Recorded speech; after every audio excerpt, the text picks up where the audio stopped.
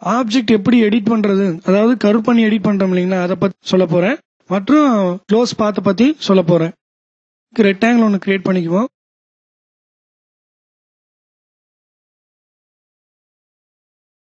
Rectangle create பண்ணிக்கிறீங்க. இதை நம்ம வந்து இப்போ எடிட் பண்ணணும்னு நீங்க நினைச்சீங்கன்னா ஷேப் டூல் செலக்ட் பண்ணி கிளிக் பண்ணி ட்ராக் பண்ணி பார்த்தீங்கன்னா எடிட் பண்ண முடியாது.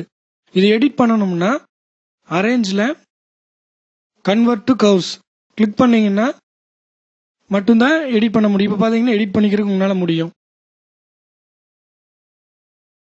நீங்க பேசிக்கா கிரியேட் பண்ற அந்த ரெக்டாங்கிள், ஓவல், ஸ்டார், எல்லா டெக்ஸ்ட் எல்லாமே நீங்க எடிட் பண்ணணும்னு நினைச்சீங்கன்னா அரேஞ்ச்மெண்ட்ல இருக்கிற கன்வெர்ட் டு கர்வ்ஸ் கொடுத்தா மட்டும்தான் நீங்க ஆப்ஜெக்ட் எடிட் பண்ண முடியும். இந்த ஆப்ஜெக்ட் நீங்க எடிட் பண்ணிக்கலாம். அடுத்ததா பார்க்க போறது அரேஞ்ச்மெண்ட்ல இருக்கிற convert to outline to object.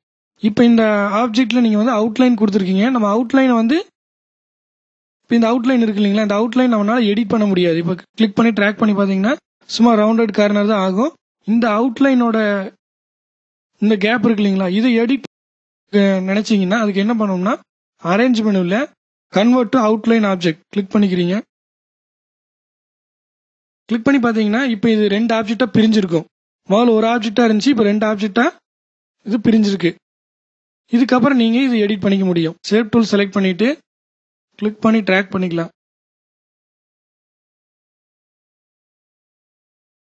நீங்க வேணா எவ்வளவு தூரம் வேணாலும் இதை எடிட் பண்ணிக்க முடியும் உங்களால.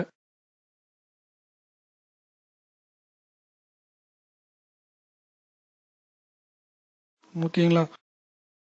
லைனை எடிட் பண்ணணும்னு நினைச்சீங்கன்னா அதுக்கு அரேஞ்சில் இருக்கிற கன்வெர்ட் அவுட்லைன் டு ஆப்ஜெக்ட் கண்டிப்பா கொடுக்கணும். நம்ம அடுத்ததா பார்க்க போறது க்ளோஸ் பாத். நான் ஆல்ரெடி ஒரு ஆப்ஜெக்ட் கிரியேட் பண்ணி வச்சிருக்கேன். இந்த ஆப்ஜெக்ட் இந்த ஏரியா இந்த ஏரியா இந்த ஏரியா இந்த ஏரியாவெல்லாம் எம்டியா இருக்கு. இப்போ அந்த ஆப்ஜெக்ட் செலக்ட் பண்ணிக்கிட்டு அரேஞ்ச்மெண்ட்ல க்ளோஸ் பாத் செலக்ட் பண்ணிட்டு close it notes with straight line அது ஆப்ஷன் செலக்ட் பண்ணீங்கன்னா என்ன ஆகும்னா எல்லாம் வந்து ஸ்ட்ரெயிட் லைனா எல்லாத்தையும் க்ளோஸ் அந்த ஆப்ஜெக்ட் ஃபுல்லா க்ளோஸ் பண்ணிக்கும். அதுவே அந்த அரேஞ்ச்மெண்ட்ல க்ளோஸ் பார்த்து அடுத்த ஆப்ஷனா இருக்கிறது வந்து closest node with curve lines select பண்ணீங்கன்னா அது அந்த அப்ளை ஸ்ட்ரெயிட் லைன்ல க்ளோஸ் பண்ணி இல்லைங்களா, அதே மாதிரி கர்வ் லைன்ல உங்களுக்கு க்ளோஸ் பண்ணும். கிளிக் பண்றீங்க பார்த்தீங்களா, கர்வ் லைன்ஸ் அதோட ஷேப் எந்த மாடல் இருக்கோ அந்த மாடலுக்கு தகுந்த போல க்ளோஸ் பண்ணிக்கும்.